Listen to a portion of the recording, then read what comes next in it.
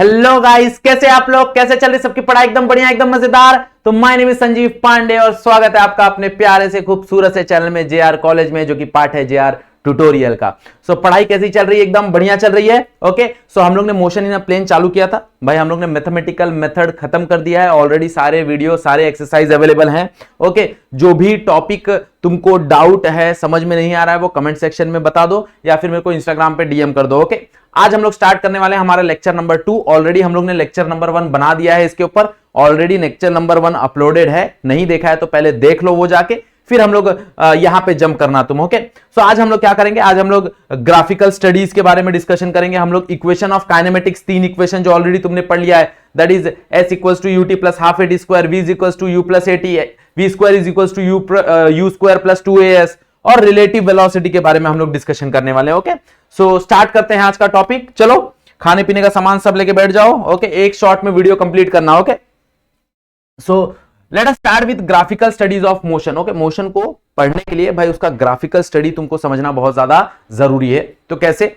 सो मान लो कि भाई सबसे पहले हम एक्सटी ग्राफ समझते हैं। ओके, एक्सटी ग्राफ, एक्सटी बोले तो पोजीशन टाइम ग्राफ। ओके, तो पोजीशन टाइम ग्राफ,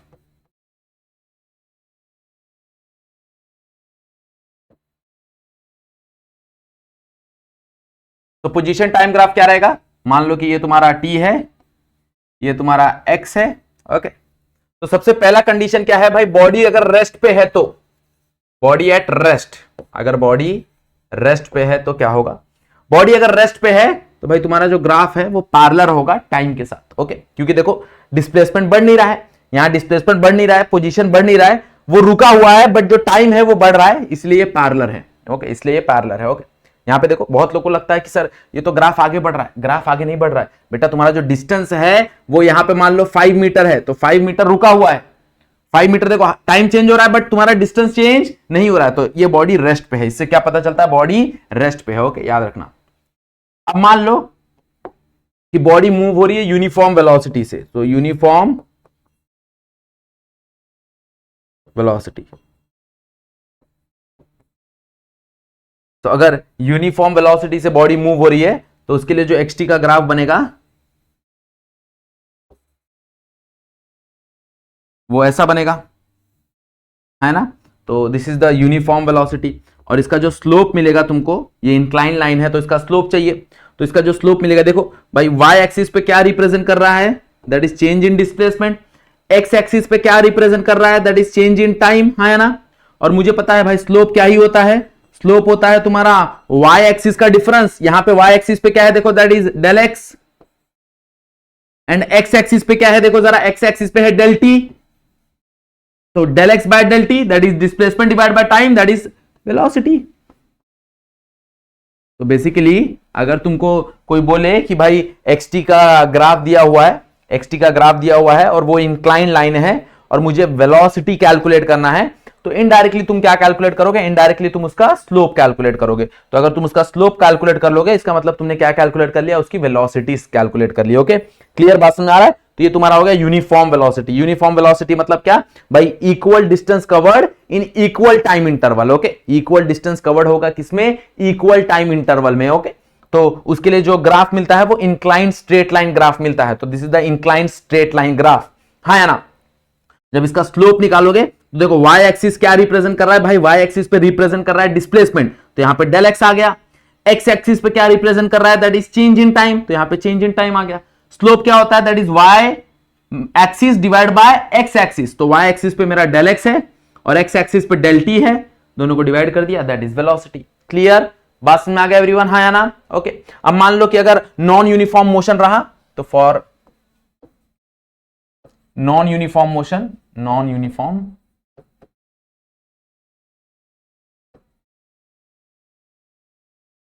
सो उसके लिए जो तुम्हारा एक्सटी ग्राफ मिलेगा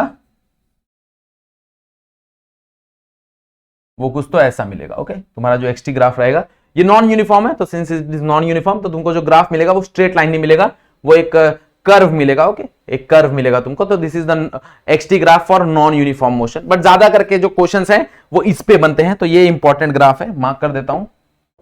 जो ग्राफ तुमको इंपॉर्टेंट रहेंगे वो मैं मार्क करते जाऊंगा। ऐसा नहीं है कि इस पे नहीं बनेंगे, बट ज्यादा करके क्वेश्चन इस पे बनते हैं। ओके, नेक्स्ट मान लो भाई हम लोग देखेंगे velocity time graph. Velocity time graph,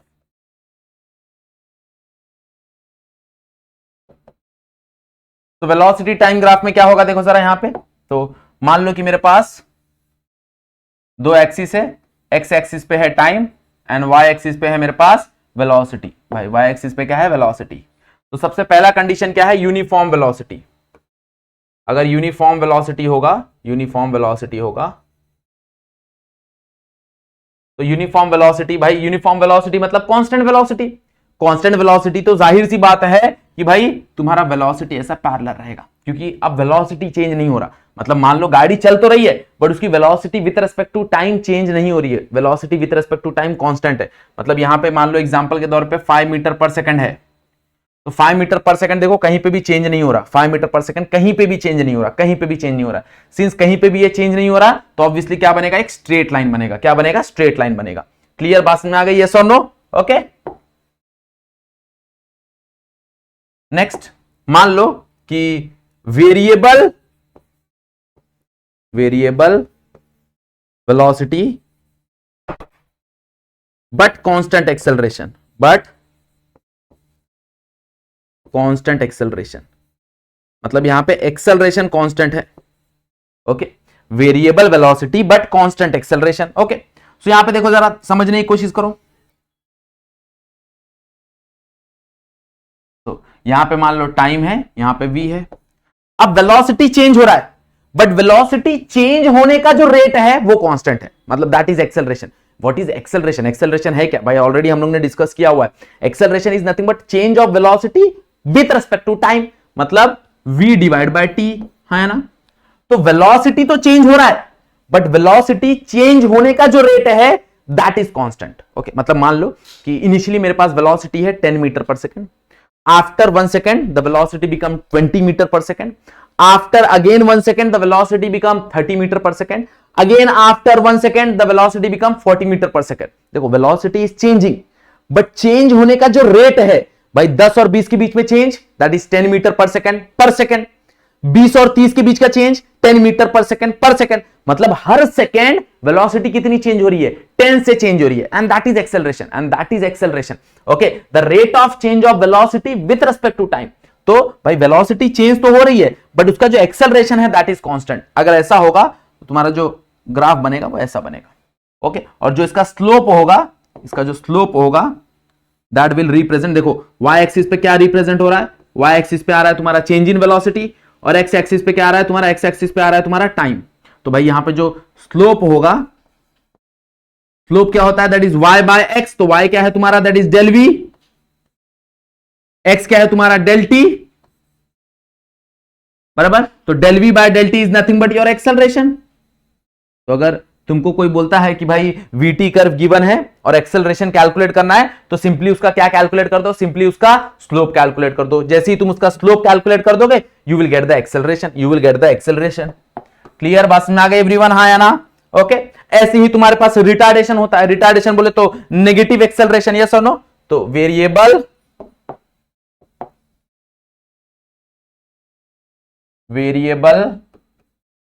speed और variable velocity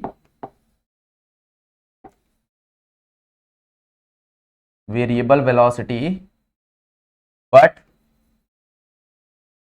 constant acceleration. Okay, constant negative acceleration, हाँ negative acceleration, constant negative acceleration, बराबर, जिसको हम लोग रिटार्डेशन भी बोलते हैं, ओके। नेगेटिव एक्सेलरेशन को जनरली रिटार्डेशन बोलते हैं। ओके, तो अगर ऐसा रहा तो उसके लिए ग्राफ क्या मिलेगा, देखो जरा। तो उसके लिए ग्राफ मिलेगा, तो this is the graph, this is your v, this is your t। तो अब तुम्हारा वेलोसिटी डिक्रीज हो रहा है ना, क्योंकि रिटार्डेशन हो रहा है। तो जब वेलोसिटी डिक्रीज हो रहा है तो जो स्लोप रहेगा वो नेगेटिव रहेगा। तो ये नेगेटिव स्लोप, मतलब यहां पे मेरा वेलोसिटी मैक्सिमम था, ज्यादा था, अब वो ज्यादा वेलोसिटी से कम वेलोसिटी हो रहा है। ओके, तो यहाँ पे नेगेटिव स्लोप मिलता है। क्या मिलता है यहाँ पे? नेगेटिव स्लोप मिलता है। ओके, मतलब मान लो कि भाई इनिशियली मेरी जो स्पीड है वो 40 है, 40 से 30 हुई, 30 से 20 हुई, 20 से 10 हुई, बराबर। तो अब वेलोसिटी देखो डिक्रीज हो रहा है, बट जो डिक्रीज होने का रेट है that is 10, that is 10। Okay, तो that is 10 metre per second पर सेकेंड। क्लियर बात समझ में आ रहा है? ओके, ये पर सेकेंड क्यों बोलता हूं मैं? That is metre per second, इसको एक्चुअल में बोला जाता है metre per second square. Clear बात समझ में? That is acceleration, that is acceleration. Okay, है ना? ओके, चलो अगला कहानी क्या है? अब यहां पे एक और चीज, हाँ एक और चीज नोट कर लेना कि भाई जब तुम्हारा ये आता है वीटी कर्व होता है, तो वीटी कर्व में जो तुम्हारा एरिया होता है, if VT curve is given, तो area under the graph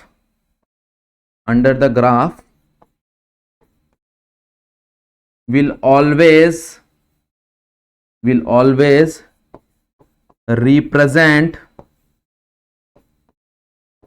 distance or displacement. Okay, if VT graph is given, area under the graph will always represent distance or displacement. Okay, क्या represent करेंगे वो? या फिर distance या फिर displacement represent करेंगे। Okay, clear? समझ में आ गया? ये चीज ध्यान दे देना। मतलब इसके अंदर का अगर मेरे को किसी ने पूछा कि भाई कितना डिस्टेंस ट्रैवल किया है बॉडी ने, तो बस तुम इसके अंदर का ग्राफ कैलकुलेट कर दो, तो इसके अंदर का जो ग्राफ है उसका एरिया कैलकुलेट कर दो। तो जैसे ही तुम एरिया कैलकुलेट कर दोगे भाई तुमको समझ में आ जाएगा कि इतना एरिया है, that area is nothing but, वो क्या रिप्रेजेंट कर रहा है? वो रिप्रेजेंट कर रहा है कहीं ना कहीं डिस्टेंस, या फिर कहीं ना कहीं वो क्या रिप्रेजेंट करेगा? कहीं ना कहीं वो डिस्प्लेसमेंट रिप्रेजेंट करेगा। ओके, याद रखना। क्लियर? बात समझ में आ गई एवरीवन? पक्का? ओके, चलो। तो नेक्स्ट कहानी अगर हम लोग देखने जाए, next is your equations of kinematics. Okay, तो इक्वेशन ऑफ काइनेमेटिक्स ऑलरेडी हम लोग ने डिराइव किया था बचपन में, बट वापस हम लोग डिराइव कर देते हैं। तो इक्वेशन ऑफ काइनेमेटिक्स में हम लोग कंसीडर करेंगे कि मान लो ग्राफ है तुम्हारा वीटी का, तो दिस इज वीटी ग्राफ, और तुम्हारा जो बॉडी है वो भाई रेस्ट पे ना होके कहीं इनिशियल वेलोसिटी से चालू हो रहा है। मतलब body has some initial velocity and after some time t, कुछ टी टाइम के बाद उसके पास कुछ फाइनल वेलोसिटी आ गई, बराबर। मतलब ये जो टाइम है ये तुम्हारा टी टाइम है कुछ, तो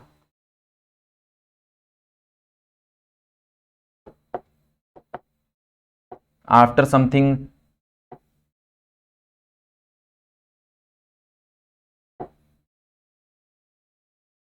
ओके, तो ये तुम्हारा इतना जो है ये टी टाइम है, this is T time. Okay, और अगर हम लोग ध्यान से देखने जाए तो ये पूरा u है, ये पूरा v है। तो अगर ये चीज हम लोग देखने जाए सिर्फ इतना, ओके, तो सिर्फ इतना क्या मिलेगा? सिर्फ इतना मुझे मिलेगा, दैट इज ये जो पार्ट है this become v minus you, है ना? क्योंकि देखो यहां से यहां तक ये पूरा u है और ये पूरा का पूरा v है, तो इतना कितना मिलेगा? That is v minus you, है ना? अब देखो जरा भाई, हम लोग जब डिराइव करेंगे तो फॉर फर्स्ट इक्वेशन, तो पहला इक्वेशन तो बहुत सिंपल है, that is your definition of acceleration. तुम्हारे एक्सेलरेशन का जस्ट डेफिनेशन है, तो वी नो दैट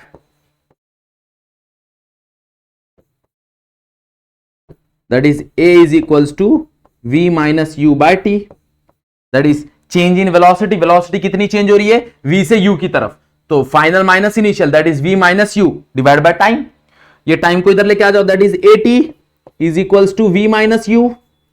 ये माइनस यू को इस तरफ लेके आओ तो क्या मिलेगा? Therefore v is equals to u plus at। This is your equation number A, पहला काइनेमेटिक्स का इक्वेशन आया ना? This is your first kinematics equation. देखो जरा ध्यान से, बराबर, that is v is equals to u plus at, है ना? अब सेकंड काइनेमेटिक्स इक्वेशन के लिए क्या करेंगे? देखो जरा भाई, सेकंड काइनेमेटिक्स इक्वेशन के लिए हम लोग कंसीडर करेंगे एरिया। ओके, क्योंकि हमको पता है भाई जो एरिया होता है वीटी कर्व में वो ऑलवेज रिप्रेजेंट करता है डिस्प्लेसमेंट, यस और नो? ओके, तो कंसीडर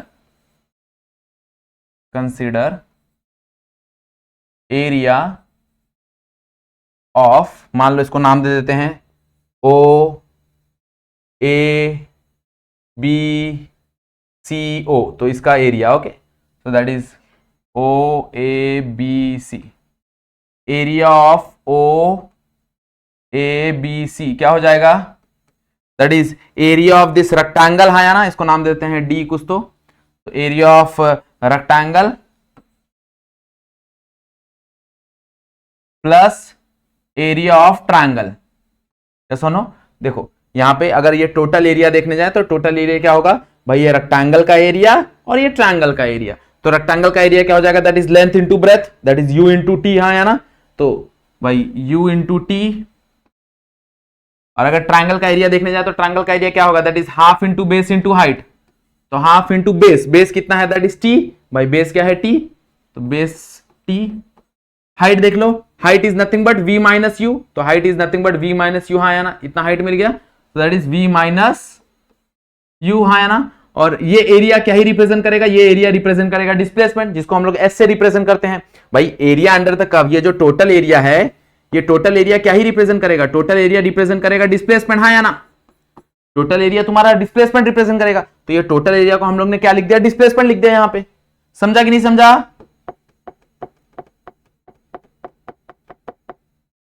क्लियर, ओके। तो हमने क्या किया, यहां पे डिस्प्लेसमेंट लिख दिया। अब ध्यान से देखो जरा, यहां से v माइनस यू है ना, देखो इधर यहां पे तुमको v माइनस यू पता है, v माइनस यू क्या है तुम्हारा 80, तो v माइनस यू की जगह तुम 80 डाल सकते हो क्या, तो यहां से v माइनस यू लो और उसकी जगह 80 पुट कर दो, तो क्या मिलेगा, that is s equals to ut plus half t, और यहां पे आ जाएगा 80, हाँ या ना, ये t और t क्या हो जाएंगे, multiply, that is s equals to ut plus half AT square. This is your second kinematics equation, okay, ये तुम्हारा सेकंड काइनेमेटिक्स इक्वेशन है, समझा, let's say B, okay, this is the second kinematics equation, that is S equals to UT plus half AT square. Done everyone, समझ में आया, first equation second equation, okay. चलो अब हम लोग क्या करेंगे, अब हम लोग थर्ड इक्वेशन को प्रूफ करेंगे, इसको साइड में ले लेते हैं, थर्ड इक्वेशन प्रूफ करते हैं, ओके। तो थर्ड इक्वेशन के लिए क्या करेंगे, हम लोग यही वाला स्टेटमेंट कंसीडर करेंगे, यही सेम स्टेटमेंट, ओके। तो consider this statement only, that is s equals to ut, या फिर तुम इसको कुछ नाम दे सकते हो, तुम इसको नाम दे दो, मान लो कि ये इक्वेशन को तुमने नाम दे दिया, इक्वेशन 1 नाम दे दिया, तो यहां पे बोलो कंसीडर इक्वेशन 1, तो कंसीडर इक्वेशन 1 कर दो, ओके। तो s equals to ut plus half AT square, बराबर। तो पूरा AT स्क्वायर कंसीडर नहीं करना, याद रखना, तुमको क्या कंसीडर करना मैं बताता हूं, तुमको ये वाला इक्वेशन कंसीडर करना है, half t v minus u, okay, तो half t v minus u, that is t, यहां पे आ जाएगा v माइनस यू। अब अपने को t एलिमिनेट करना है, ओके, अपने को मान लो t को क्या करना है, एलिमिनेट करना है। तो सिंस t को एलिमिनेट करना है तो अपन क्या करेंगे, t को सब्स्टिट्यूट करेंगे, ओके, t को सब्स्टिट्यूट करेंगे। तो t को अगर सब्स्टिट्यूट करेंगे तो उससे पहले देखो जरा, ये ut है प्लस ये हाफ t को अंदर मल्टीप्लाई कर दो, that is half vt minus half ut।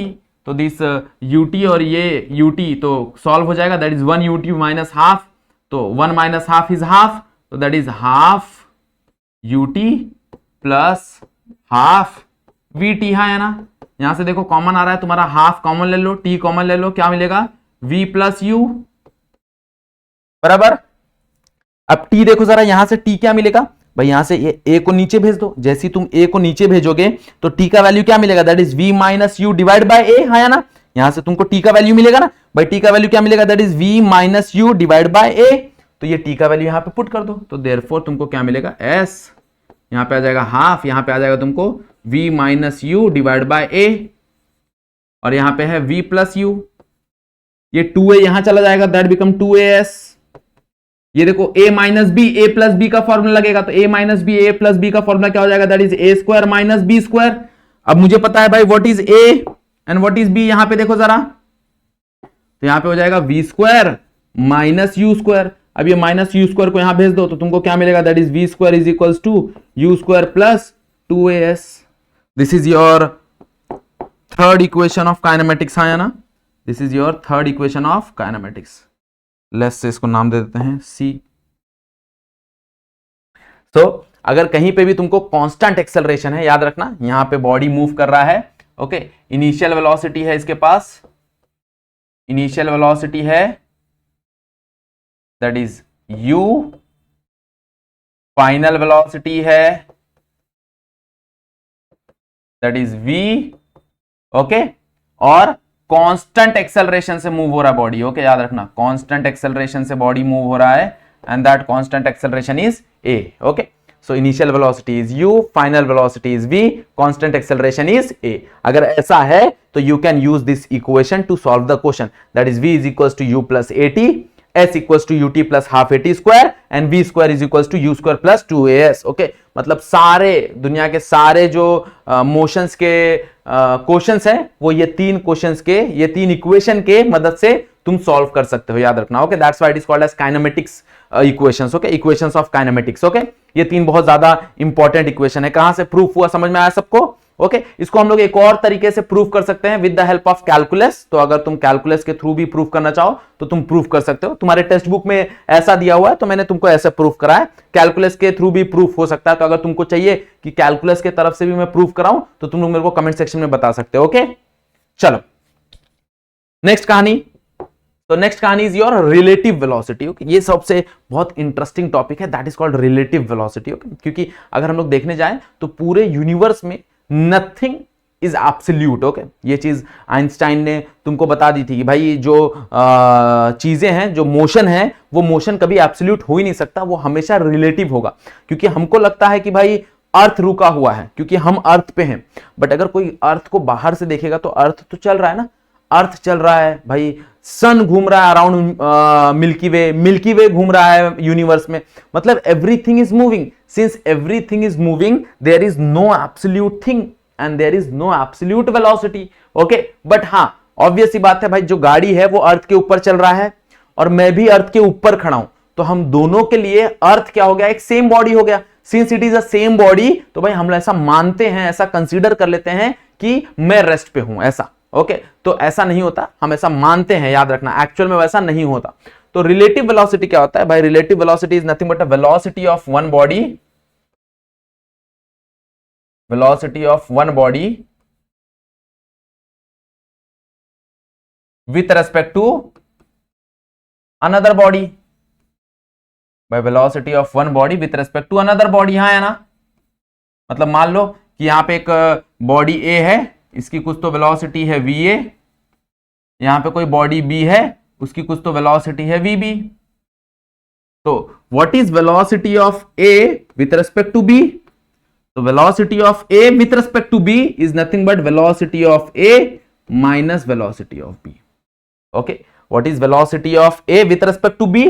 तो वेलोसिटी ऑफ a मतलब velocity of body a with respect to body b, that is va minus vb।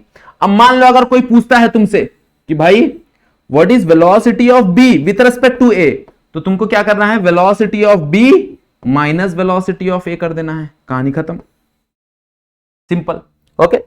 Example के थ्रू समझने की कोशिश करते हैं इसको और डिटेल में। देखो जरा, मान लो कि एक बाइक है या फिर एक गाड़ी है, वो कुछ तो ऐसे मूव कर रही है, इसकी वेलोसिटी है लेट्स से 40 मीटर पर सेकंड, 40 मीटर पर सेकंड। और एक लड़का है जो साइकिल पे मूव कर रहा है, कहां मूव कर रहा है, साइकिल पे, इसके पास साइकिल है, साइकिल पे चल रहा है ये, और उस साइकिल का जो स्पीड है लेट्स से है वो 10 मीटर पर सेकंड। कितना है, 10 मीटर, बहुत स्पीड साइकिल है। तो अगर हम लोग देखने जाएं तो what will be the speed of car with respect to cycle, okay. तो दोनों का डायरेक्शन सेम है, सिंस दोनों का डायरेक्शन सेम है तो हम लोग बोल सकते हैं speed of car with respect to cycle, speed of car with respect to cycle, cycle को हम लोग ए से रिप्रेजेंट करते हैं और कार को हम लोग बी से रिप्रेजेंट करते हैं, ओके। तो by speed of car with respect to A बोले तो cycle is nothing but vb minus va, मतलब speed of car that is 40 minus 10 that is 30 meter per second, that is 30 meter पर second, हाँ या ना? Okay, अब मान लो अगर कोई बोलेगा कि भाई what is the speed of this cycle with respect to that car, मतलब speed of A with respect to B, तो speed of A minus speed of B. So what is speed of A? That is 10 minus that is 40. So that become minus 30. अब minus 30 क्यों आ रहा है भाई? उसके हिसाब से वो दूर जा रहा है ना उससे. ये सुनो, देखो ना उसका स्पीड क्या हो रहा है, वो थोड़ा स्पीड चल रहा है, तो विथ रेस्पेक्ट टू दिस ये थोड़ा सा पीछे जा रहा होगा. ओके, जो कार आगे भाग रही है तो कार आगे भाग रही है तो साइकिल थोड़ा पीछे हो जा रहा है, तो भाई उसके हिसाब से जो वेलोसिटी है वो नेगेटिव हो रही है, तो दैट्स व्हाई यहां पे आया माइनस 30 मीटर पर सेकेंड.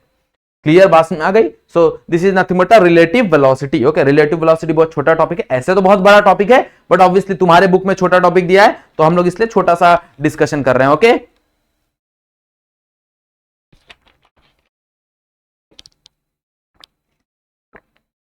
तो इसके बाद हम लोग टॉपिक स्टार्ट करेंगे, दैट इज मेन टॉपिक, जो कि तुम्हारा मोशन इन अ प्लेन, जो तुम्हारा चैप्टर है वो उसके ऊपर बेस्ड है. Okay, that is motion in a plane, क्योंकि ये सब ऑलरेडी तुम लोग ने 8, 9, 10th में कहीं ना कहीं पढ़ा है ये सब चीजें. ओके, तो ये ऑलरेडी तुमको आता है, ऑलरेडी तुम्हारा इसका बेसिक क्लियर है. जो मोशन इन अ प्लेन है वो तुम्हारे लिए नया टॉपिक होगा, तो that is the important part of the chapter. Okay, ये तुम, हाँ, बट ऑब्वियस है अगर तुमको ये नहीं आएगा तो वो नहीं आएगा, तो ये पढ़ना बहुत जरूरी है. क्लियर बात में आ गई एवरीवन? ओके, सो आज का जो वीडियो है हम लोग यहीं पे एंड करेंगे. वीडियो अगर तुमने यहां तक देख लिया है तो भाई वीडियो को लाइक करना है. चैनल पे फर्स्ट टाइम आया तो चैनल को सब्सक्राइब कर लो. डाउट है कमेंट सेक्शन में डाउट पूछ लो, और अगर वहां पे ऑब्वियसली बहुत सारा डाउट होते हैं तो अगर तुम मुझको इंस्टाग्राम पे डीएम कर दोगे तो वहां पे मैं तुम्हारा डाउट क्लियर कर दूंगा, कोई प्रॉब्लम नहीं है. ओके, चलो, सो आज का वीडियो यहीं पे एंड करते हैं. आज के लिए बस इतना ही. That's it for today. Thank you so much.